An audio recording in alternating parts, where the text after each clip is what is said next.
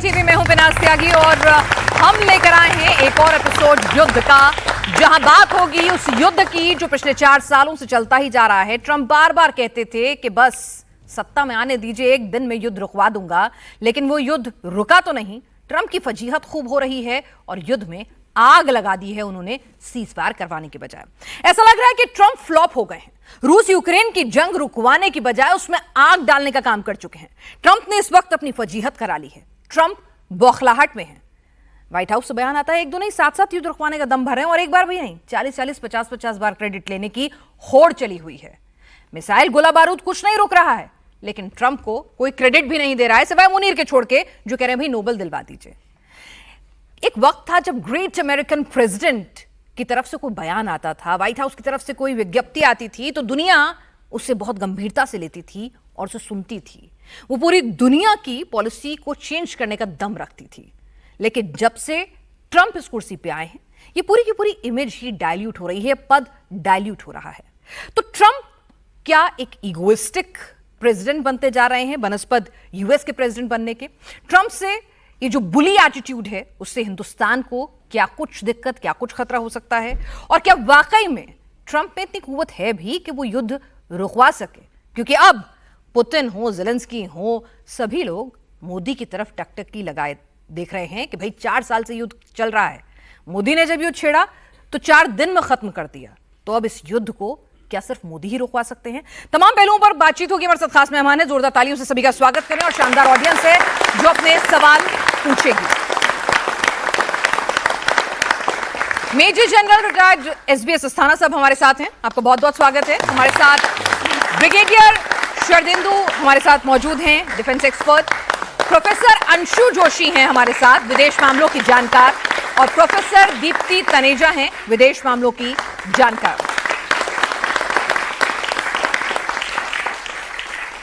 Major general Asthana, वो कहते हैं ना तुमसे ना हो पाएगा, तो ट्रंप से ना हो पाएगा। बिल्कुल ट्रंप से ना हो पाएगा। और जितना भी उन्होंने अभी तक इलेक्शन के टाइम में बड़े जोर शोर से बोल रहे थे वो, क्योंकि उस समय इलेक्शन जीतना था कि मैं एक दिन में ट्रंप लड़ाई रुकवा दूंगा, लेकिन लड़ाई ज़्यादा कॉम्प्लेक्स है जो उनकी समझ में उस समय नहीं आ रहा था।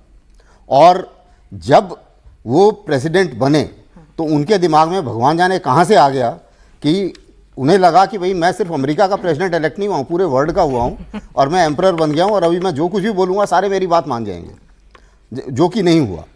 अब अगर आप देखें उनके जितने फॉरेन पॉलिसी इनिशिएटिव उन्होंने लिए सारे के सारे फेल हुए। उन्होंने बोला था कि मेरे प्रेसिडेंट पहले से पहले सारे के सारे जितने भी गाज़ा में बंधक हैं उनको रिलीज़ कर दिया जाए, नहीं तो हेल हो जाएगा वहाँ पे गाज़ा में। अब हेल तो हो गया, लेकिन अभी तक होस्टेज रिलीज़ नहीं हुए। लड़ाई रशिया यूक्रेन की तो बंद हुई नहीं है और वो बंद होगी भी नहीं जब तक पुतिन नहीं चाहेंगे।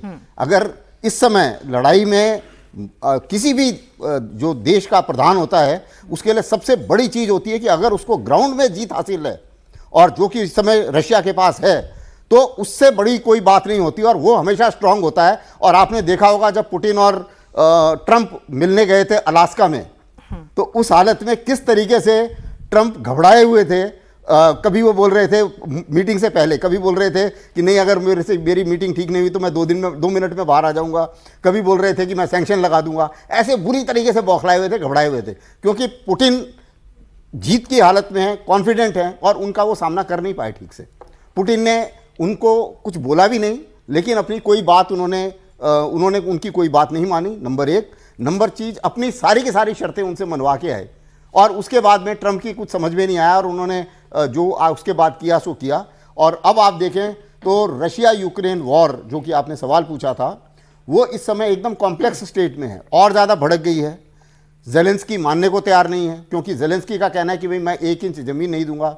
यूरोपियन यूनियन जो है वो भी ज़ेलेंस्की के साथ लगी हुई है, उनका अपना इंटरेस्ट है। वो सोचते हैं कि अगर हमें बिना अपने आदमी मरवाए ज़ेलेंस्की के दम पर अगर रूस कमज़ोर होता है तो हमारे लिए बहुत अच्छी बात है। वो लगे हुए हैं कि नहीं लड़ाई चलती रहनी चाहिए। ज़ेलेंस्की को लग रहा है जिस दिन लड़ाई बंद हुई मैं गया पूर्ति से, तो उसकी ये प्रॉब्लम है सबसे बड़ी। मर रहे हैं यूक्रेनियंस और सोल्जियर्स, तो ये एक विडंबना है और इसमें ट्रंप कुछ नहीं कर पाए हैं। और जितने भी उन्होंने फॉरेन पॉलिसी ऑब्जेक्टिव लिए, दूसरा उन्होंने भारत की तरफ थोड़ा सा डाइवर्ट किया उसको कि जी मैं टैरिफ लगा दूंगा तो भारत रूस को बोलेगा लड़ाई रुकवाओ। अरे भारत क्यों बोलेगा रूस को लड़ाई रुकवाओ? पहली बात, जो हमें बोलना है वो हम वैसे भी बोलेंगे, लेकिन आपके दबाव में आके नहीं बोलेंगे। तो भारत ने साफ कर दिया जब उन्होंने टैरिफ लगाया और एक्स्ट्रा टैरिफ लगाया कि ना हम आपसे बात करेंगे, ना हम आपको कोई गिड़गिड़ाएंगे। जैसा कि बाकी यूरोपियन यूनियन और जापान सब ने उनको 0% टैरिफ दे दिया, तो उन्हें लगा यार सारे के हम सारे तो आपकी जी हजूरी नहीं करने वाले हाँ, हैं। जी हम हजूरी नहीं एक करेंगे। आत्मनिर्भर और हम उभरती हुई अर्थव्यवस्था हैं, हम जी हजूरी नहीं करेंगे। प्रोफेसर, जब ट्रंप को हमने सीधे सीधे, अब जैसे कहते हैं ना कि हेड ऑन ले लिया है, तो क्या हालत होगी ट्रंप की? क्योंकि वो तो जैसे सर ने कहा, वो तो सोच रहे थे कि मैं अमेरिका का नहीं वर्ल्ड का प्रेसिडेंट इलेक्ट हुआ हूं। मैं इसमें शुरुआत करना चाहूंगी अपने दिनकर जी के एक बहुत ही प्रसिद्ध कविता जो उनकी है, जब नाश पनुष पर छाता है पहले विवेक मर जाता है। तो ट्रंप के लिए आज यही बोला जा सकता है कि जब नाश छा रहा है उनके ऊपर नहीं पूरे अमेरिका के ऊपर, तो विवेक उनका मर चुका है। वो सोच रहे हैं वो पूरे विश्व के प्रेसिडेंट बन चुके हैं, जो चाहेंगे करेंगे। और उनको मैं बोलूं मैडम आपको, उनको आदत हो चुकी है जैसे अपने मुंह की खाने की, कुछ भी वो करते हैं। अगर हम ट्रंप 1 रेजीम का एक एग्जाम्पल देखें तो 2017 में, अभी वो जब उनकी सत्ता शुरू ही हुई थी ट्रंप 1 की, तब भी उन्होंने कह दिया था, यूएन में उन्होंने डिक्लेयर कर दिया था कि जेरूसलम वाले मुद्दे पे कि इजराइल की हम ऑफिशियल कैपिटल तेल अवीव को हटा के जेरूसलम करते हैं, तब भी उन्होंने कहा था और ओपन धमकी दी थी कि यूएन में अगर किसी ने इसके अगेंस्ट में वोट किया तो हम उसके साथ क्या बर्ताव करेंगे वो जानते हैं। और इतिहास गवाह है, 1 नहीं 2 नहीं 128 देशों ने मिलके उनकी उस पॉलिसी को आउटराइट रिजेक्ट किया, उनके उस प्रस्ताव को रिजेक्ट किया। तो ऐसा लगता है कि जैसे उनको मुंह के खाने की आदत हो चुकी है। फिर जब यहां पे आया तो उन्होंने कहा कि मैं रशिया यूक्रेन का युद्ध 1 दिन में रुकवा दूंगा। 1 दिन में तो क्या, वो तो आज 4 साल 5 साल होने आए हैं कि वो युद्ध रुकने का मतलब ही नहीं है और वो और फ्यूल ही होता जा रहा है। तो उस सिचुएशन में जो रिसर्चर्स हैं उन्होंने एक टैको सिंड्रोम निकाल दिया है कि ट्रंप ऑलवेज चिकन्स आउट। अब आप सोचिए ये पूरे taco syndrome, that's interesting, Trump always chickens out. अब ये पूरे अमेरिका के लिए, अगर वो सोच रहे हैं कि वो विश्व के प्रेसिडेंट बन गए हैं, कितना एक शर्मनाक समय है, कितना एक शर्मनाक सिंड्रोम है कि ट्रंप ऑलवेज चिकन्स आउट के लिए कि पूरा का पूरा एक सिंड्रोम बन के आ गया है। और भारत इस समय बिल्कुल झुकने की स्थिति में नहीं है। ब्रिक्स को अगर हम देखते हैं तो आज ब्रिक्स में वर्ल्ड की जितनी कंट्रीज उसमें जुड़ गई हैं, वर्ल्ड की आधी पॉपुलेशन ब्रिक्स कंट्रीज में ही है। और अमेरिका क्या है, नाम मात्र 4.5% पूरे वर्ल्ड की पॉपुलेशन आज अमेरिका में है। जीडीपी में बात करें तो अमेरिका का जितना जीडीपी, इनफैक्ट G7 का जितना जीडीपी है, वो सारा मिला के ब्रिक्स की कंट्रीज के जीडीपी से कम है। तो ये जो ट्रंप की धमकी, अपमान और शेखी की राजनीति है और विश्व से उनकी बातचीत करने का तरीका है, ये तो अब चलने से रहा। और जो आजकल और बड़े लीडर्स उभर रहे हैं, मोदी जी जिसमें एक बिल्कुल एक सटीक तरीके से उन्होंने उनकी उस पॉलिसी को आउटराइट रिजेक्ट किया, अपने रशिया से रिलेशनशिप बनाए रखे। और जो हमारी पुतिन की स्ट्रैटेजी है, जो चाइना की स्ट्रैटेजी है, बिल्कुल हम इसको हम ट्रंप को दिखा रहे हैं कि हम आपके आगे झुकने वाले नहीं हैं। तो प्रधानमंत्री मोदी जी ने कह दिया है कि भाई हमने दोस्ती निभाई थी लेकिन फायर भी हम में है। फायर भी हम में, बिल्कुल। और ऐसे एक नहीं है, बहुत मुद्दे भी चर्चा चलेगी। तो आप नॉर्थ कोरिया का केस देखेंगे, वेनेजुएला का, बहुत सारे एग्जांपल्स हैं जहां ट्रंप को आदत हो चुकी है गिर के मुंह के खाने की। मैं बस अंत इसमें करूंगी कि आज जो इनके साथ ये हो रहा है, एक बहुत ही मुजफ्फर रजमी जी की एक बहुत सुंदर गजल है कि लम्हों ने खता की और सदियों ने सजा पाई। और आज लगता है यही माहौल होने वाला है कि लम्हे खता करेंगे जो आपके ट्रंप वाले लम्हे हैं, और मोदी जी, पुतिन, चाइना, इन सबके रह के ये सदियां इसका मुआवजा देंगे। प्रोफेसर अंशु जी, मतलब ट्रंप अमेरिका के प्रेसिडेंट हैं या फिर कोई मतलब एक राजा अपने दरबार में बैठा हुआ है कि जी हुजूर जो करेगा वो तो वेलकम है, और जो जरा सा आंखें दिखा के उठा के कुछ बोलेगा तो फिर उससे दुश्मनी मोल ले लेते हैं। माय फ्रेंड मोदी से आज देखिए वो क्या कर रहे हैं।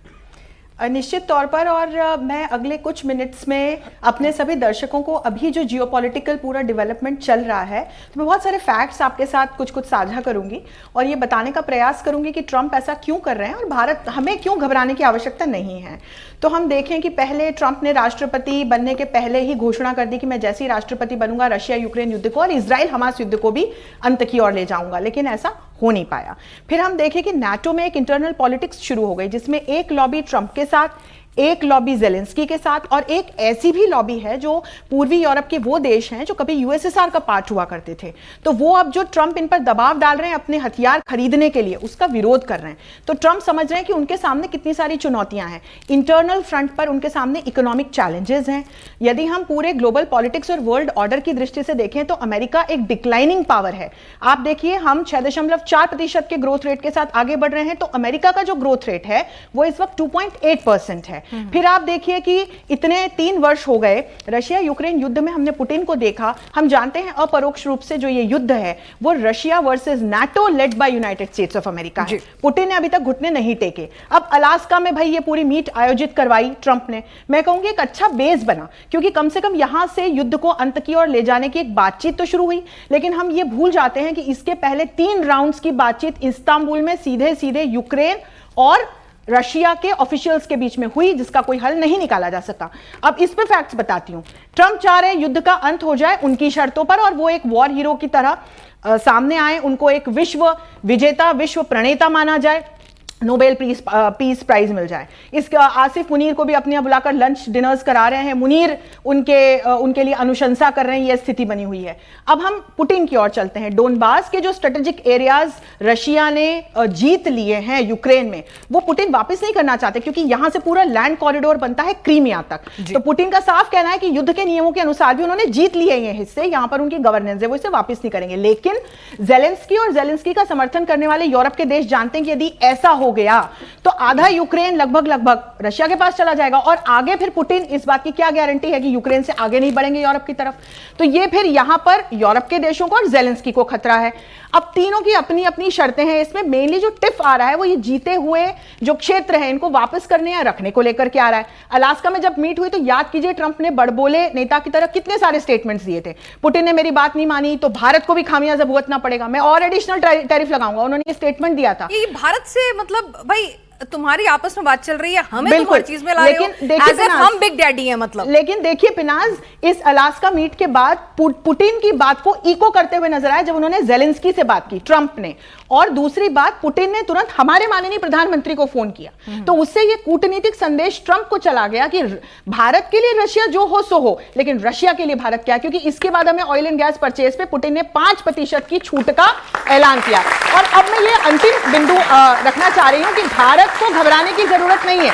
हमारी स्टेबल इकोनॉमी है, हमारा डोमेस्टिक मार्केट बहुत मजबूत है, हम अपने मार्केट को डाइवर्सिफाई कर रहे हैं, हम नए पार्टनर्स खोज रहे हैं। और अटल बिहारी वाजपेयी जी ने जैसे कहा था, बाधाएं आए तो आए, घिरे प्रलय की घोर घटाएं, पांव के नीचे अंगारे, सिर पर बरसे यदि ज्वालाएं, निज हाथों में जलते जलते आग लगाकर जलना होगा, कदम मिलाकर चलना होगा, कदम मिलाकर चलना होगा। कदम मिलाकर चलेंगे और विश्व प्रणेता रहेंगे, विश्व गुरु रहेंगे। चलिए, तो ये हमने क्लियर कर दिया है। लेकिन जाहिर सी बात है कि भाई जिस शख्स को आदत हो, जिस मुल्क को आदत हो यस मैन करवाने की और अपनी ही दबंगई दिखाने की, तो फिर अगर ऐसी स्थिति आ जाती है तो उससे पचता नहीं। और यही शायद ट्रंप की फ्रस्ट्रेशन की एक तरह से उनकी दिक्कत की वजह भी नजर आ रही है। लेकिन अगर इस युद्ध की बात करें ब्रिगेडियर शुभेंदु, अगर इस युद्ध की स्थिति की बात करें, आपको लगता है कि ये युद्ध कहीं रुकता हुआ नजर आ रहा है? और अगर रुकेगा भी तो कौन रुकवा सकता है, ट्रंप कि पुतिन के अच्छे दोस्त मोदी? देखिए, मेरा मानना है ये आज की डेट में जब आप युद्ध की बात करते हैं तो आपको पूरे ग्लोबल पर्सपेक्टिव पे समझना पड़ेगा। जो इंटायर जियोपॉलिटिक्स है, किस तरीके से वर्ल्ड ड्रिफ्ट हो रहा है, बाइपोलर वर्ल्ड में डिवाइड होता चला जा रहा है, इसको ध्यान रखो। यूनिपोलर वर्ल्ड आज की डेट में खत्म है। मल्टीपोलर वर्ल्ड या बाइपोलर वर्ल्ड? बाइपोलर वर्ल्ड हम इसलिए बोलेंगे कि आज की डेट में विश्व 2 भागों में बढ़ता हुआ दिख रहा है। एक अमेरिका के एलाइज हैं, एक दूसरी तरफ रशिया के सिंपैथी करने वाले कंट्रीज, और कुछ जो इनके बिजनेस ट्रांजैक्शन उनके साथ चलते हैं वो उनके साथ खड़े। और बहुत बड़ा देश जो आज की देश में न्यूट्रल है, वो फेंस सिटर है, वो देख रहा है कि विश्व किस तरफ जा रहा है, वो अकॉर्डिंगली अपना स्टैंड उस समय क्लियर करेंगे। जहां तक युद्ध रुकवाने की बात है, मेरा मानना है कि युद्ध रुकता है 2 वॉरिंग फैक्शन के बीच में। इन दोनों वॉरिंग फैक्शन को बात करना पड़ेगा। जब थर्ड पार्टी मीडिएट करता तो उसको दोनों पार्टियों को एक साथ सुनना पड़ेगा। अगर 1 बाय 1 आप सुनेंगे तो एक स्टेज ऐसी आएगी जब दोनों पार्टियों को 1 to 1 बात करनी पड़ेगी। अभी हो क्या रहा है, क्यों टॉक फेल होता है? एक तरफ पुतिन और डोनाल्ड ट्रंप मिलते हैं अलास्का में, बातचीत करते हैं, क्लोज डोर मीटिंग होती है, क्या डिस्कस होता है क्या नहीं डिस्कस होता है मीडिया में खुल के आए नहीं। बस ये है कि हाँ, B2 बॉम्बर ने उनका स्वागत किया। इस तरीके के फ्लैशी न्यूज आपको दिखाए जाते हैं, लेकिन क्या डिस्कस हुआ, अलास्का में ही कहीं क्यों जब वेन्यू चुना गया, इन सारी चीजों को ध्यान में रखना होगा। तो उसमें पुतिन साहब बिल्कुल डिटरमिन होके गए थे, उन्होंने अपने टर्म्स एंड कंडीशन रखे हैं कि इस टर्म्स एंड कंडीशन पे हम सुलह कर सकते हैं, जिसमें डॉनबास का इलाका उनके पास रह सकता है। लैंड रूट की एक बात थी, लेकिन उसमें भी कुछ कंसेशन की बात सुनने में आ रही है, जिसमें ज़पोरिज़िया और खैरसों का इलाका वो देने के लिए तैयार है, लेकिन जो डॉनबास का इलाका है वो पूरी तरीके से रशिया ने कैप्चर नहीं किया। वो पूरा का पूरा इलाका दोनों स्टेट वो फुल्ली चाहते हैं, क्योंकि उनकी लिंग्विस्टिक जो क्वालिटीज हैं, जो लैंग्वेज है, काफी बहुतता है, तो वहां पे रशियंस है, लिहाजा वो दोनों स्टेट अपने चाहते हैं, और वो बहुत बड़ा मिनरल वहां रिसोर्सेज बहुत सारे हैं। तो ये उनका स्टैंड हो सकता है, ये स्पेकुलेशन है, मंशा की जारी की शायद इस तरीके की बात की होगी, लेकिन इसके अलावा और किसी चीज पे एग्रीमेंट करने की तैयार नहीं है। बात कहां फंसती है? फंसती है यूक्रेन की सिक्योरिटी की। कौन सिक्योरिटी प्रोवाइड करेगा यूक्रेन को? नाटो प्रोवाइड करेगा, अमेरिका प्रोवाइड करेगा कि रशिया प्रोवाइड करेगा? प्रॉक्सिमिटी देखिए, ज्योग्राफी समझिए, आपका अलाइनमेंट समझिए। यही जेलेंस्की के पहले जब यूक्रेन था तो वो एलाई था रशिया का, उसका पपेट गवर्नमेंट वहां बनी हुई थी और रशिया से कोई प्रॉब्लम नहीं था। क्रीमिया उन्होंने कैप्चर कर लिया, कोई चू तक नहीं हुई, एक बुलेट तक नहीं फायर हुआ। अब दूसरी तरफ सिक्योरिटी की बात आज की डेट में यूरोपियन नेशन करते हैं, वो चाहते कि नाटो इसकी सिक्योरिटी ले, जिसकी मदद अमेरिका करता रहे बहुत है, लेकिन डोनाल्ड ट्रंप वहां पैसे नहीं लगाना चाहते। वो हथियार भी देंगे नाटो को तो 10% टैरिफ लगाएंगे। इस तरह की बात चल रही, टसल है कौन सिक्योरिटी प्रोवाइड करेगा यूक्रेन को, इस पे बात नहीं बन पा रही है। यूरोप चाहता है कि यूक्रेन की जो सिक्योरिटी है पूरे नाटो कंट्री इंश्योर करे और अमेरिका एक गारंटर बने। नाटो इस स्टेट में आज की नहीं है, क्योंकि उनकी जो आर्म्स इंडस्ट्री है वो इतनी अभी फ्लोरिश नहीं, वो खुद सस्टेन नहीं कर रहे, स्टैग्नेशन की स्टेट में वो खुद तमाम तरीके की इकोनॉमिक और एम्प्लॉयमेंट की प्रॉब्लम से ग्रसित हैं, लिहाजा सोल्यूशन नहीं निकल रहा है। अब हिंदुस्तान की मीडिएशन की बात करते हैं, पुतिन बात करते हैं हिंदुस्तान से। अमेरिका ने जो टैरिफ लगाया है 25% और 50%, आज की डेट में उसको सैंक्शन बोलूंगा, क्योंकि 25% आप एडिशनल जब आप टैरिफ लगाते हैं तो वो एक तरीके का सैंक्शन है, वो भी कंडीशनल है। कंडीशनल ये है कि अगर आपके बात करने में आप पुतिन को मना लेते हैं तो ये 25% टैरिफ नहीं लगाएंगे, कंडीशनल है। वो भी 28 अगस्त तक का टाइम दिया हुआ है, और उसमें भी सर्टेन आइटम एग्जेम्प्टेड है, इलेक्ट्रॉनिक आइटम एग्जेम्प्टेड है, फार्मास्यूटिकल एग्जेम्प्टेड है, इस तरीके की चीजों को उन्होंने एग्जेम्प्ट कर रखा है, क्योंकि फार्मास्यूटिकल की वहां रिक्वायरमेंट है, वहां पे आपके मोबाइल फोन इलेक्ट्रॉनिक्स की जरूरत है, तो उसको आपने एग्जेम्प्ट कर दिया। और साथ में एक प्रेशर टैक्टिस जनरेट की है कि हिंदुस्तान ऑयल खरीदता है रशिया से, बहुत बड़ा कॉमर्शियल इंटरेस्ट है, ब्रिक के दोनों मेंबर हैं, अल्टरनेटिव करेंसी की बात करते हैं, डॉलर का अल्टरनेटिव करेंसी रूबल या लोकल करेंसी में बात करते हैं। अगर इसमें हिंदुस्तान रशिया पे प्रेशर बनाता है तो शायद कहीं ना कहीं संधि या कोई पीस टॉक हो सकती है। तो लिहाजा इसलिए मोदी साहब का इंपॉर्टेंस बढ़ता है, प्राइम मिनिस्टर का इंपॉर्टेंस बढ़ता है कि वो एक प्रेशर जनरेट करें और ब्रिक के थ्रू रशिया के ऊपर एक प्रेशर डालें, जिससे वो सीज फायर के लिए और डॉनबास का इलाके के अलावा एक पीस प्रोसेस के लिए आगे बढ़े। तो मेरा मानना है कि हिंदुस्तान एक अहम रोल प्ले कर सकता है। देखिए, यूक्रेन भी सुनता है, रशिया भी सुनता है, अमेरिका भी सुनता है। आज की डेट में हिंदुस्तान और अमेरिका के टॉक्स बंद नहीं हुए हैं, इस चीज को आपको समझना पड़ेगा।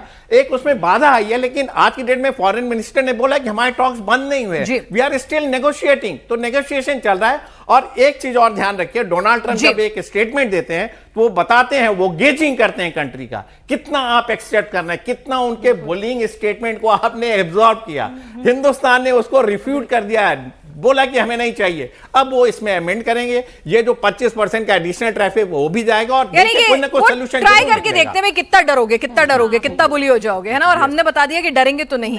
लेकिन भाई सर, कैसा प्रेसिडेंट है कि यहाँ पर देखिए कि दोस्त कौन है, मिलते किससे हैं वो? किसी राष्ट्रीय अध्यक्ष से नहीं, मुनीर साहब से। अभी ऐसा लग रहा है कि दुनिया में अगर इनके साथ, ट्रंप के साथ कोई खड़ा है तो वो जनरल मुनीर ही हैं। देखिए, सबसे पहले तो मैं थोड़ा सा क्लैरिफिकेशन दूं जो ग्राउंड सिचुएशन है उसके ऊपर। आपने सवाल पूछा, बड़ा इंपॉर्टेंट सवाल पूछा आपने कि लड़ाई कब रुकेगी और कौन रुका सकता है। ये बहुत ज़रूरी है समझना। रूस का एम था कि पूरा जो डॉनबास है, ये वहाँ पर रशियन स्पीकिंग लोग रहते हैं, और यूक्रेन के जो जेलेंस्की के शासन में उनके ऊपर काफ़ी अत्याचार हुए हैं। इसलिए जो डॉनबास का एरिया है, जिसमें लुहांस्क शामिल है, डोनेट्स्क शामिल है, ये पूरा का पूरा उन्होंने कब्जा करना है।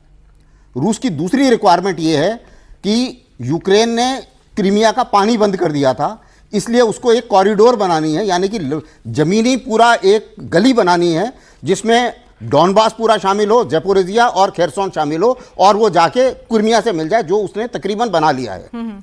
अभी की हालत में डॉनबास में तकरीबन 70%, सॉरी, डोनेस्क में 70% यूक्रेन का कब्जा है, और लुहांस्क, यानी कि डॉनबास दो हिस्सों में है, लुहांस्क में 99% रूस ले चुका है। जो डोनेस्क रीजन है उसके अंदर 70% रूस का कब्जा है। जब तक ये 30% पूरा नहीं होगा, लड़ाई नहीं रुकेगी, चाहे ट्रंप बोले, चाहे प्राइम मिनिस्टर मोदी बोले, चाहे जो मर्जी बोले, क्योंकि लड़ाई का उनके अपना कॉन्स्टिट्यूशन objective में होता है, है। उन्होंने कॉन्स्टिट्यूशन में ये डाल दिया है कि डोनेस्क मेरा हिस्सा है, तो जब तक मेरे हिस्से पर कोई और बैठा है तब तक मैं लड़ाई बंद नहीं करूंगा। तो ये एकदम क्लियर हो जाना चाहिए सबको कि जब तक, अब उसमें क्या है कि पीस टॉक्स, उन्होंने बोल लिया कि मैं तैयार हूं पीस टॉक्स के लिए। पुतिन ने बोला है कि अगर यूक्रेन मुझे ये बिना लड़े ये रास्ता दे देता है तो, लेकिन उसने जब ये बाकी बोला कि डॉनबास में अपने पास रखूंगा, बाकी भी वो अपने पास रखेंगे। सिर्फ बात ये चल रही है कि ज़ैपोरिजिया और खेरसोन में कुछ एरिया जो नाइपर रिवर के दूसरी साइड वाला एरिया है वो उसको कंसेशन में दे देंगे, ताकि एक अच्छी बाउंड्री बन जाए जो कि नदी के ऊपर हो, जिसके बाद में लड़ाई ना हो। क्योंकि रूस का कहना यह है कि मैं कॉजेज, जो असली कारण हैं, उनको बंद करना चाहता हूं। जब तक यह सिचुएशन ग्राउंड पर नहीं आएगी तब तक लड़ाई नहीं रुकेगी, पहली बात। अब आपने पूछा हाँ, मतलब एक अमेरिका का प्रेसिडेंट जो लगा था कि 9/11 के बाद America good terrorism bad terrorism में थोड़ा फर्क करना मैं उसी खत्म पे कर आता गया, हूं। वो फिर से पाकिस्तान, पहलगाम के बाद मुनीर को लंच पे बुलाना, जो कि एक सिविल सर्वेंट नहीं है, उस सिचुएशन में मतलब ट्रंप किस ओर जा रहे हैं? कोई है ही नहीं उसका देखिए, ट्रंप की जो ये नीति है, ये जाहिर है कि उसके ऊपर बैकफायर भी करेगी, लेकिन उसके कारण क्या है? पहला कारण तो ये है कि जब उन्होंने भारत को संदेश देना था, भारत को एक तरीके से प्रेशर में डालने का एक सबसे बड़ा तरीका अमेरिका ने बहुत साल से ये निकाला हुआ है कि पाकिस्तान की मदद करो तो भारत प्रेशर में आता है। ये उनका एक सोचा हुआ तरीका है। 78 साल का जो हम आज़ाद रहे हैं उसके अंदर तकरीबन 50 साल तक अमेरिका हमारे खिलाफ पाकिस्तान की मदद की है। तो हिस्ट्री इस चीज़ की गवाह है कि वो उनके साथ मदद में रहे हैं। जब पाकिस्तान क्रिएट हुआ था उस समय भी उन्होंने सेंटो सीटों में इसको शामिल किया था और अपने एक तरीके से नॉन नाटो एलाई बनाया हुआ है पाकिस्तान को। वो स्टेटस अभी ख़त्म नहीं हुआ है। तो ये एक कारण। नंबर 2 कारण ये है कि आसिफ मुनीर ने, जब इनके फैमिली बिजनेस है उसके अंदर इन्होंने अपना जो नंबर 2 का पैसा है वो पूरा का पूरा उसमें डाल दिया है। जी।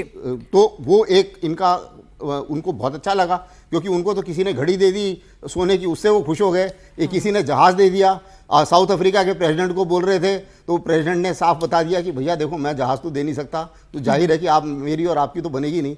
तो इससे ज़्यादा तो अब वो इस लाइन पर चल चुके हैं। अमेरिका की इकोनॉमी कम हो रही है, ट्रंप की खुद की जो बिजनेस है और जो उनका खुद का पैसा है वो तकरीबन 3 गुना बढ़ चुका है। तो ये सिचुएशन है कि इस समय he is making Trump empire great again, he is not making America great again. तो अमेरिका ग्रेट अगेन नहीं हो रहा है, लेकिन उसकी जो खुद की उसे भी पता है कि 4 साल के बाद में उसको कोई नहीं पूछने वाला। 99% उसको जेल में जाना पड़ेगा। उसके इतने सारे जो केस हैं वो उसके बाद में वो केस सारे के सारे शुरू हो जाएंगे 4 साल के बाद। तो उससे पहले जितना कमा लो उतना ही अच्छा है।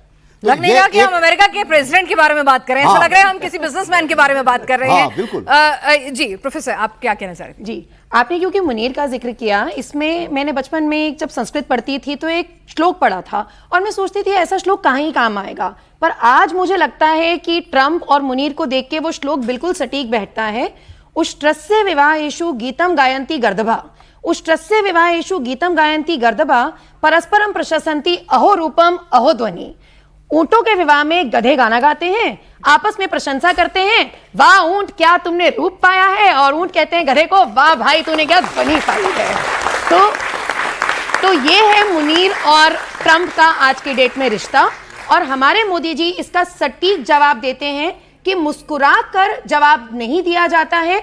मुस्कुराते वो जरूर हैं लेकिन झुकते नहीं हैं। मोदी जी की ये जो स्ट्रैटेजी है कि मुस्कुराऊंगा मैं सबके साथ, क्योंकि भारत वासुदेव कुटुंबकम का देश रहा है।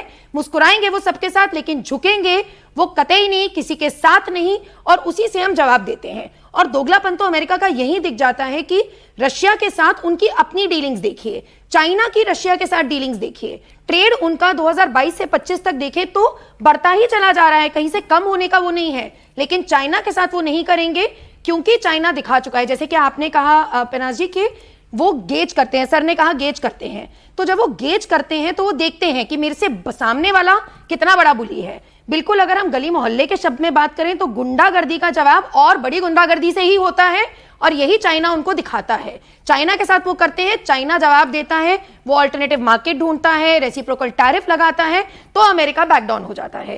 तो बार बार अपनी पॉलिसी रिवर्स करने की उनको आदत हो चुकी है। मागा तो कहां ही होगा, अभी तो मुझे अमेरिका रह जाए, जिस स्थिति में है वो रह जाए, वही होते अभी सिचुएशन बड़ी अच्छी नहीं दिख रही है। चलिए, तो फिलहाल तो लग नहीं रहा है कि ट्रंप जो है इस तरह की हालत हो गई, वो खिस्यानी बिल्ली प्रोफेसर अंशु खंबा नोचे, ठीक है, और अब जहां जहां मन आता है वहां वहां गुस्सा निकालते हैं। भाई, हिंदुस्तान ने उनका ऐसा क्या कर दिया इतना ज्यादा कि सबसे ज्यादा दिक्कत हमसे ही आ रही है? हिंदुस्तान ने इन वर्षों में अपने आप को इतना सुदृढ़ बनाया, आत्मनिर्भर बनाया, और 6.4% की ग्रोथ रेट के साथ, जैसे कि मैंने आपको कहा, हम दुनिया की चौथी सबसे बड़ी अर्थव्यवस्था बन गए। हम तेजी से आगे बढ़ रहे हैं, विश्व की सबसे तेजी से बढ़ती हुई अर्थव्यवस्था बन गए। हम यंगेस्ट पॉपुलेशन वाला देश हैं, हमारे पास कौशल वाले यंग प्रोफेशनल्स हैं, हमारे पास एक बहुत बड़ा मार्केट है, और हमारे पास ग्लोबल साउथ का अब एक बहुत ही बड़ा समर्थन और सहयोग है, जिसकी वजह से ग्लोबल पॉलिटिक्स में हम ऊपर के पायदान पर, वर्ल्ड ऑर्डर पर चढ़ते जा रहे हैं पिनाज। और दूसरी बात आपको बताऊं कि यदि हम अमेरिका की ओर देखें तो जैसे मैंने कहा, डिक्लाइनिंग पावर है। आज का जो विश्व है कॉम्प्लेक्स इंटरडिपेंडेंस का विश्व है, जिसमें देश बायलैटरली और मल्टीलैटरली इंगेज या डिसएंगेज हो सकते हैं अपने नेशनल इंटरेस्ट्स को ध्यान में रखते हुए। अमेरिका ने बार बार इस पर चर्चा चल रही, तो मैं ये भी स्पष्ट कर दूं कि जियोपॉलिटिकल रीजन क्या था। देखिए, उस समय अमेरिका सीधे ईरान के साथ इंगेज था। ईरान की सीमा बलूचिस्तान से मिलती है, जो पाकिस्तान का एक भाग है, और पाकिस्तान में यूएस को बेस की आवश्यकता थी। इसलिए ट्रंप ने पहली बार मुनीर को भोजन के लिए बुलाया। और यह भी एक विडंबना है कि एक ऐसा डेमोक्रेटिक देश जो कि प्रजातांत्रिक देश होने का दावा करता है, वहां सेना ही शासन चला रही है, यह हमें क्लियर होता है, क्योंकि आसिफ मुनीर लंच के लिए वहां जा रहे हैं। तो पहली बार का मुझे समझ में आता है, क्योंकि उस समय की जियोपॉलिटिकल स्थिति ऐसी थी। लेकिन अब फिर मुनीर के गुणगान कर रहे हैं। तो जब हम इस दृष्टि से देखते हैं, यहां हमारे रीजनल सिक्योरिटी और रीजनल परिस्थितियां बहुत बदलेंगी। देखिए, अभी चीन के विदेश मंत्री भारत में थे जी, दोनों। अब कजान टॉक के बाद लास्ट अक्टूबर से जब शी और हमारे माननीय प्रधानमंत्री की बात हुई थी, उसके बाद हम लोग डेमचोक और डेप्सांग से हम लोग डिसएंगेज होना शुरू हुए। ये पॉजिटिव सिग्नल है दोनों देशों के टेरिटोरियल डिस्प्यूट के बीच। वो भी पॉजिटिव सिग्नल्स देके गए, हमारे ऑफिशियल ने भी पॉजिटिव सिग्नल्स दिए। दूसरी ओर हमारे माननीय विदेश मंत्री जाके पुतिन से अभी मिले हैं। पुतिन ने माननीय मोदी को कॉल किया है, 5% का अतिरिक्त ऑयल एंड गैस खरीदने पर कंसेशन दिया है। लेकिन आप स्थितियां समझिए, जैसे ही पाकिस्तान अमेरिका की ज्यादा गलबहियां करेगा, चीन पाकिस्तान से बाहर हो सकता है। और चीन ने अभी अपने डेट ट्रैप का, BRI का बहुत बड़ा जो मोहरा है वो पाकिस्तान को बना रखा, और ग्वादर में बैठा हुआ है चीन। अगर चीन यहां से बाहर होता है तो बहुत सारे जो डायनामिक्स हैं ग्लोबल पॉलिटिक्स के और हमारे रीजनल पॉलिटिक्स के, वो बदल जाएंगे पिनाज। और एक और बात कहूं, जैसे कि ब्रिगेडियर शरदेंदु ने भी कहा, अभी हम यूएस के साथ डिसएंगेज नहीं हुए हैं, हमारी ट्रेड टॉक भी अभी भी चल रही है, और हमारे पास 27 तारीख का तक का समय है। और उस समय अलास्का के समय जो हिलेरी क्लिंटन ने कहा भी था, because she knew it very well कि ट्रूस नहीं हो सकता। मैंने टीवी चैनल्स पर उस समय कहा, मुझसे पूछा गया, मैंने कहा ट्रूस अनाउंस नहीं हो सकता। उसका कॉमन एक रीजन था, कॉमन सेंस की बात थी कि उस टॉक में ज़ेलेंस्की शामिल ही नहीं थे। जब तक दोनों और के नेता वहां डिप्लोमेटिक टेबल पर नहीं बैठेंगे, तब तक ट्रूस कैसे अनाउंस हो सकता है। तो हिलेरी क्लिंटन ने कहा भी था कि मैं नॉमिनेट करूंगी ट्रंप को नोबेल पीस प्राइज के लिए अगर ट्रूस अनाउंस हो जाता है तो, लेकिन ऐसा नहीं हो पाया। उसके बाद ज़ेलेंस्की से उन्होंने पुतिन की भाषा में बात की, अब ज़ेलेंस्की पीछे हट गए हैं। तो देखिए, पूरा मामला उलझा हुआ है। और मैं अब एक बात को लगातार कह रही हूं कि भारत को ऑफिशियली इन डिस्कशंस का हिस्सा बनाया जाना चाहिए, मीडिएटर बनाया जाना चाहिए, क्योंकि जो ट्रस्ट डेफिसिट ट्रंप में है, न ज़ेलेंस्की ट्रंप पर भरोसा करते हैं, न पुतिन ट्रंप पर भरोसा करते हैं, एक बहुत बड़ा ट्रस्ट डेफिसिट है। तो मीडिएटर ऐसा देश कैसे हो सकता है जिस पर ट्रस्ट ही नहीं है दोनों पार्टीज को? भारत की वहां भूमिका बनती है। जिस दिन मोदी जी को बुलाया जाएगा, हिस्सा बनाया जाएगा, अभी रशिया में मॉस्को में निमंत्रण मिला है ट्रंप को, ट्रंप कह रहे हैं वो जाएंगे अगले महीने। तो मेरा ये अनुरोध है कि इसमें यदि पुतिन या जेलेंस्की या दूसरे जो देश इन्वॉल्व हैं वो यदि भारत को निमंत्रित करते हैं, हिस्सा बनाते हैं, यहां से मुझे लगता है कि पॉजिटिव डायरेक्शन में इस वॉर को हम जाते हुए एंड की तरफ देखना शुरू कर पाएंगे। चलिए, तो आपने इस सब के बीच में एक बहुत महत्वपूर्ण आपने जिक्र किया कि किस तरह से जियोपॉलिटिकल इक्वेशंस जो हैं वो चेंज होंगी जिस तरह से अमेरिका और पाकिस्तान करीब आ रहे हैं। ब्रिगेडियर सिंधु, आपसे यही सवाल है कि भाई मैम ने चीन का जिक्र किया है, चीन पर क्या भरोसा कर सकते हैं सामरिक लिहाज से? और ये जो दोस्ती है इसको किस तरह से रखें? मतलब इट्स जस्ट अ बिजनेस, हमें अपनी सरहदों पर उतना ही चौकन्ना रहना है, कभी भी छुरा घोंप सकता है पीठ में? देखिए, चीन के साथ जब हिंदुस्तान बातें करता है तो उसके कई लेवल्स होते हैं। एक बॉर्डर इशू अपने आप में बहुत बड़ा मुद्दा है। जो हमारे रिलेशन रहे हैं इंडिपेंडेंस से लेके आज तक, किस तरीके से टॉपसी टर्वी ऊपर नीचे चले हैं और कब हमने चाइना पे भरोसा किया और कब हमने धोखा खाया, इसको ध्यान में रखना होगा। देखिए, जो इंटरनेशनल रिलेशन उसमें दो तीन चीजें बड़ी साफ चीज है। उसमें ऑब्जर्वेशन ज्यादा होता है, बात कम की जाती है। ऐसा ना हो कि आप अमेरिका के साथ आज की कुछ समय पहले तक थे और सडनली एक टैरिफ का इशू आया तो आपके संबंध खत्म हो गए और आप चाइना की तरफ मुखर हो गए। ये इस तरीके से इंटरनेशनल रिलेशन नहीं होते हैं। एक उसमें समय दिया जाता है, ऑब्जर्व किया जाता है, एक सिग्नलिंग की जाती है। दो तीन चीजें इसमें अहम चीजें होती हैं। इसमें पाकिस्तान का एक बहुत अहम मुद्दा उठता है। देखिए, चाइना का जो है BRI कॉन्सेप्ट और CPEC है, पाकिस्तान में बहुत बड़ा इन्वेस्टमेंट किया है और यही देखिए पाकिस्तान की सरजमी है जिसपे अमेरिका ने भी नजरें गड़ाई हुई है। देखिए, लड़ाई अमेरिका और चाइना की है। ये जो ट्रेड है, जो कॉमर्स है, दो बड़ी सुपर पावर आपस में अगर कहीं लड़ रहे हैं तो वो सरजमी होगी पाकिस्तान की, क्योंकि पाकिस्तान में CPEC है, पाकिस्तान में BRI। और अब बलूचिस्तान के इलाके में जिस तरीके से ट्रंप ने बोला है कि वहां बहुत बड़े मिनरल है और वहां पे वो ऑयल एक्सप्लोरेशन के लिए जाएंगे, जो रेयर मिनरल हैं उनके लिए वो जाएंगे, तो लिहाजा अब चाइना और अमेरिका का क्लैश पाकिस्तान की सरजमी पे होता हुआ नजर आ रहा। और पाकिस्तान की लोकेशन देखिए, ये तीन बड़े ग्रुप ऑफ नेशन को कंट्रोल करता है, central Asian Republic, middle east और साउथ एशियन कंट्री। ये सरजमी है जिससे ये ग्रुप ऑफ नेशन कंट्रोल होते हैं। इस जमी को अमेरिका नहीं छोड़ना चाहेगा। इसमें वर्चस्व आज की डेट में अगर आप देखें तो चाइना का बढ़ता हुआ नजर आ रहा है। जहां तक हिंदुस्तान और चाइना का सवाल है, अमेरिका ने जिस तरीके से टैरिफ लगाया, हमें एक ऑल्टरनेटिव मार्केट चाहिए था। हमें चाहिए कि अगर जो 100 मिलियन का जो हमारा डेफिसिट होने जा रहा है अमेरिका के ट्रेड में, वो हम कहां से कंपनसेट करेंगे, क्योंकि हमारा ट्रेड सरप्लस था अमेरिका पे। हमें ऑल्टरनेटिव मार्केट पे जाना पड़ेगा, हमें यूरोपियन मार्केट पे जाना पड़ेगा, हमें एशियन कंट्री देखना पड़ेगा, हमें ब्रिक्स देखना पड़ेगा। और जो जिस फील्ड में हम सेल कर रहे हैं वही हालत आज की डेट में चाइना की है, क्योंकि चाइना ने भी रशिया से ऑयल खरीदा है। चाइना का भी डिपेंडेंसी अमेरिका पे काफी कंज्यूमर गुड वो देता है। तो दोनों आज की डेट में सेम बोर्ड को सेल कर, लिहाजा एक तरीके के उन्होंने अपने ट्रेड एंड कॉमर्स को रीस्टैब्लिश करने की कोशिश की है, लेकिन इसको बहुत स्लो पैडलिंग की जरूरत है, क्योंकि आप ट्रस्ट नहीं कर सकते।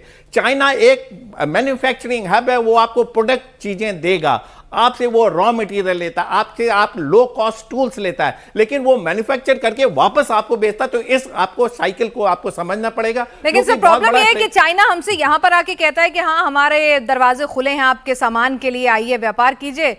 पाकिस्तान पहुंचते पहुंचते वो कहते हैं कि पाकिस्तान बेचारा ना आतंकवाद का बड़ा मारा है। अब देखिए, पाकिस्तान पहुंचने के बाद वो काबुल भी पहुंच जाता है। हाँ। वो CPEC का काबुल तक पहुंचाता है। और ऑल्टरनेटिव देखिए, क्योंकि अफगानिस्तान से वो फिर पाकिस्तान पे प्रेशर बनाएगा। चलिए, तो हमारी ऑडियंस के पास भी कुछ काबुल में चाइना पहुंच गया और हिंदुस्तान के इन्वेस्टमेंट, अफगानिस्तान में इंफ्रास्ट्रक्चर बहुत है, वो भी काउंटर करता हुआ नजर आ रहा है। तो इन सारी चीजों को आप समझेंगे तो हिंदुस्तान और चाइना एक दो पावर है, राइवल्स हैं, लिहाजा बड़े वेट एंड वॉच की जरूरत है। बहुत कॉशियसली आपको पैडल करना पड़ेगा। गलवान सॉल्व नहीं हुआ है, अभी भी हम उसी स्टेज पे हैं, लिहाजा हमें बहुत कॉशियसली चाइना से रिलेशन को कदम रखना चाहूंगी। जी जी, क्योंकि सर ने बात करी कि अमेरिका के साथ हमारा $100 बिलियन का ट्रेड सरप्लस है, तो सर ही ने ये बात कही थी, मैं उसी को आगे थोड़ा बढ़ाऊंगी कि ट्रेड सरप्लस हमारा जो था इलेक्ट्रॉनिक्स में, फार्मा से सबसे ज्यादा यहां से था, वो तो उन्होंने, अमेरिका ने वैसे ही अपनी टैरिफ पॉलिसी के बाहर रख रखा है। तो अल्टरनेटिव मार्केट जहां इंडिया को देखनी है वो केवल woollen, knitted garment, shrimp, leather, इन्हीं में देखनी है, जो इतना बड़ा मुश्किल काम नहीं है। और मोदी जी के चलते हम ये जरूर अचीव कर सकते हैं, ये मेरा भरोसा ही नहीं है, दृढ़ निश्चय भी।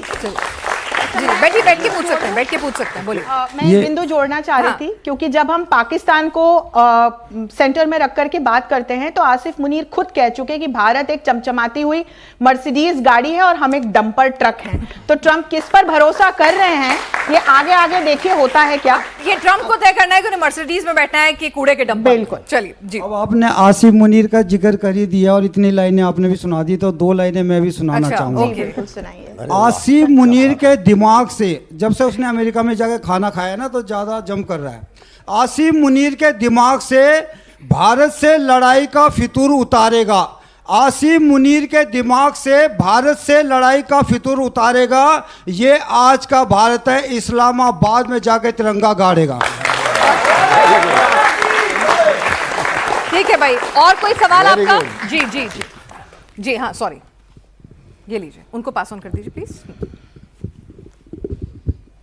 नमस्कार सर, जैसा कि हम अभी देख रहे हैं कि अमेरिका के टैरिफ लगाने के बावजूद भारत अभी नहीं झुक रहा है, पर अगर अमेरिका का यही रवैया चलता रहा और वो भारत के खिलाफ और आक्रामक होता रहा, तो क्या भारत को इसके खिलाफ कोई ठोस कदम उठाना चाहिए? क्योंकि वो पहले टैरिफ लगाया, अब अमेरिका भारत के दुश्मन पाकिस्तान देश के जनरल आसिम मुनीर से मिल रहा है, और आज के दौर पे अमेरिका के जीडीपी में भारत का बहुत हिस्सा है, क्योंकि अमेरिका के बड़े कंपनी जैसे गूगल, माइक्रोसॉफ्ट हुए, इसके सीईओ भारत के नागरिक हैं।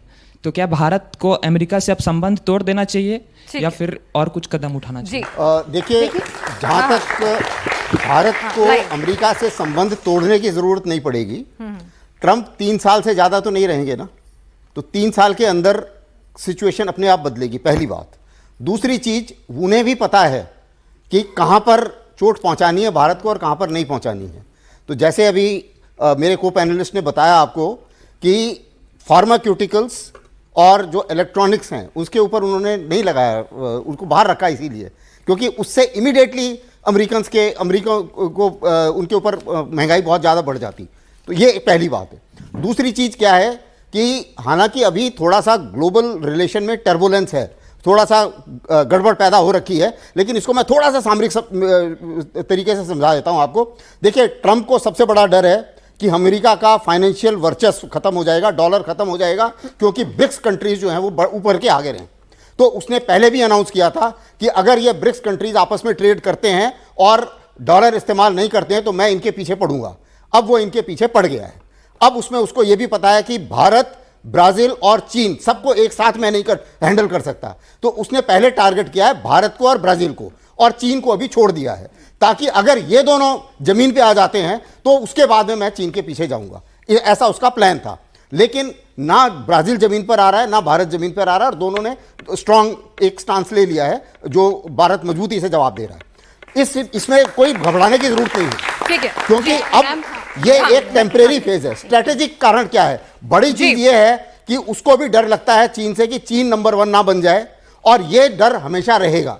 अभी अंदरूनी चीन, अमेरिका के अंदर ही ये आवाजें उठने लगी हैं कि आप भारत को कंडम नहीं कर सकते और भारत से संबंध नहीं बिगाड़ सकते। नहीं, जो ऐसा कहता है वो उनके घर पे रेड पड़वा देते हैं। और जॉन बोल्टन नहीं, वो की रेड पड़ी है अभी उसकी जो प्रेसिडेंशियल कैंडिडेट थी उन्होंने भी बोला है ये कि ये आप नहीं कर सकते क्योंकि इससे बहुत ज्यादा नुकसान होगा। तो ये मुसीबत है। अब ट्रंप के सामने मुसीबत क्या आ गई है कि मैं पीछे हटूं तो हटूं कैसे, क्योंकि ना लड़ाई बंद हुई तो मैं भाई अगर भारत के जो टैरिफ माफ कर रहे हैं तो वो माफ करूं, अनाउंसमेंट करूं तो करूं कैसे? एम्बैरेसिंग सिचुएशन में ट्रंप इस वक्त नजर आ रहे हैं। जी मेरा प्रश्न है, चाइना और भारत दोनों ही रसिया से व्यापार करते हैं और चाइना रसिया के नीतियों का समर्थन भी करता है। तो जो ट्रंप हैं उन्होंने हमारे ऊपर टैरिफ क्यों लगाया, चाइना पे क्यों नहीं लगाया? इसका कारण क्या रेयर अर्थ मेटल हो सकता है? जी। और रेयर अर्थ मेटल के भय से अगर ट्रंप डरते हैं तो हमारे पास ऐसी कौन सी नीति है, कौन सी शक्ति है जिससे हम उनको डरा सकते हैं ट्रंप को? ठीक है, बेटा ट्रंप को डराना है। आपने बहुत अच्छी बात कही कि रेयर मेटल जो उनके पास है, उसके अलावा जैसे मैंने कहा कि एक गुंडा है तो दूसरा बड़ी गुंडागर्दी करता है। चाइनीज एम्बेसडर, अभी आप उनके प्रेसिडेंट प्राइम मिनिस्टर इनकी तो बात ही छोड़ दें, एम्बेसडर आके ये कह जाता है कि आप अमेरिका को 1 इंच देंगी तो पूरा मील ले जाएगा। तो जब इस राजनीति पे वो पूरी एक कंट्री अपनी वैश्विक नीति बनाती है तो उस कंट्री के साथ डील करना बड़ा मुश्किल होता है। और जहां तक आपने बोला, सर ने भी ये बात करी, एक बहुत, इस बच्चे ने ये बात अभी करी थी, एक बहुत इंपॉर्टेंट बात हम लोग सब भूल रहे हैं कि सर्विसेज, अभी तो केवल टैरिफ्स की बात हो रही है गुड्स पे, गुड्स में भी बड़ी कन्वीनियंटली ट्रंप ने इलेक्ट्रॉनिक्स को और फार्मास्यूटिकल्स को बाहर रखा है। सर्विसेज पे वो ट्रेड पे, सर्विसेज ट्रेड पे वो टैरिफ्स लगाने की हिमाकत कर ही नहीं सकता है, क्योंकि उनकी पूरी इंडस्ट्री अमेरिका की, अगर आज, अभी तो मोदी जी हाथ मरोड़ने वाले काम कर ही नहीं रहे हैं, अगर आज मोदी जी ने अपना सर्विस सेक्टर, अपनी सर्विस इंडस्ट्री खींच ली तो अमेरिका को ध्वस्त होते, जमीन पे आते, धूल चाटते 1 मिनट नहीं लगेगा। ये हमारी स्ट्रेंथ है, पूरी की पूरी सर्विस उनके, हमारे भारतीयों के दम पर ही चल रही है। यानी हम धीरे धीरे धीरे कह रहे हैं कि भाई सुधर जाओ, लेकिन फिर जी प्रोफेसर अंशु, मैं एक इसमें जियोपॉलिटिकल दृष्टि से एक राजनीतिक बिंदु ये जोड़ना चाहती हूँ कि हम भारत अमेरिका संबंधों को अभी बाइनरी और बायलैटरल रिलेशंस के चश्मे से देख रहे हैं।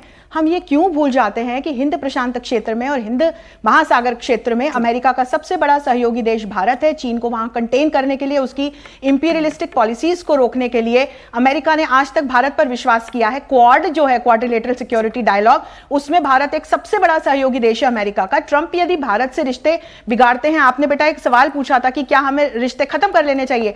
कूटनीति में there is no permanent friend, there is no permanent enemy, और आप रिश्ते पूरी तरह से खत्म नहीं करते हैं। आप दो देश हैं, तो मल्टीलेटरली हम कई जगह इंगेज्ड हैं, हम G20 में इंगेज्ड हैं, हम क्वाड में इंगेज्ड हैं, IORA में हमने इन तमाम देशों को इंगेज कर रखा है, जो भारत का एक मिशन है ताकि हिंद महासागर क्षेत्र किसी भी देश के इन्फ्लुएंस से फ्री रह सके, स्टेबल रह सके, प्रॉस्परस रह सके। तो मल्टीलेटरल जब हम पॉइंट पे जाते हैं तो वहां पर फिर ऐसे बहुत सारे हमें इंपॉर्टेंट क्रिटिकल पॉइंट्स मिलते हैं जिसको देखकर हमको समझ में आता है कि अभी कुछ दिन रुकिए, कुछ महीने रुक जाइए, हमें ट्रंप बिल्कुल यू टर्न लेते हुए दिखाई पड़े। चलिए जी सर, एक सवाल है, पहले इनका सवाल ले लें जी। नमस्कार, मेरा सवाल नहीं है, बट मेरे को ये चीज़ बोलनी है कि जो बोलिए। ट्रंप हैं वो अपने आप को समझते क्या हैं? ओके। मतलब उनसे अपने राज्य के, अपने देश के कन्फ्लिक्ट तो संभाले जाते नहीं हैं, और वो चले हैं पूरे देश पर शासन, पूरे विश्व पर शासन करने पे। आपने कहा, आपने तो अपनी मन की निकाली, लेकिन मैम शायद जवाब देना चाह रही हैं। आपने पूछा तो मैं बिल्कुल इसका लेमन की भाषा में जवाब दूंगी। ट्रंप है एक रोते हुए छोटे बच्चे के जैसे, बच्चे की जितनी जिदें मानते जाओगे वो बच्चा और जिद करता जाएगा। बच्चे को एक बार आपने रोक दिया तो उसकी बच्चे की जिद खत्म हो जाएगी। तो अमेरिका आज की डेट में, ट्रंप आज की डेट में एक छोटे रोते बच्चे के जैसे हैं। जैसे कि अभी इस बच्चे ने कहा कि आप डिसएंगेज कर जाएं, जब नॉर्थ कोरिया ने उनसे डिसएंगेज नहीं किया। 2017 में ट्रंप ने नॉर्थ कोरिया के लिए कहा था कि little rocket man fire and fury से जवाब देंगे, और 2019 में वही ट्रंप हाथ मिलाते दिखे, उनके साथ फोटो खिंचवाते दिखे। तो वैसे तो किसी भी कंट्री के साथ ऐसे रिश्ते नहीं तोड़े जाते, और ट्रंप जो एक जिद्दी बच्चे के जैसे है, उसके साथ तो कतई ही रिश्ता नहीं तोड़ना जा सकता, ना तोड़ा जाएगा। और मोदी जी को इस बात की पूरी सहज समझ है। तो ये 3 साल और निकालने हैं कि भाई अब ट्रंप की काफी फजीहत हो रही है, हर तरफ से युद्ध रुक नहीं रहे हैं, अमेरिका की अर्थव्यवस्था हमेशा बैकफायर करती जा रही है, अब दोस्तों को भी दुश्मन बना रहे हैं। ट्रंप अपनी जाने, लेकिन फिलहाल हिंदुस्तान उन्हें आंखों में आंखें डालकर जवाब जरूर दे रहा है हर पहलू पे। आप सभी इस चर्चा में शामिल हैं, आपका बहुत बहुत शुक्रिया।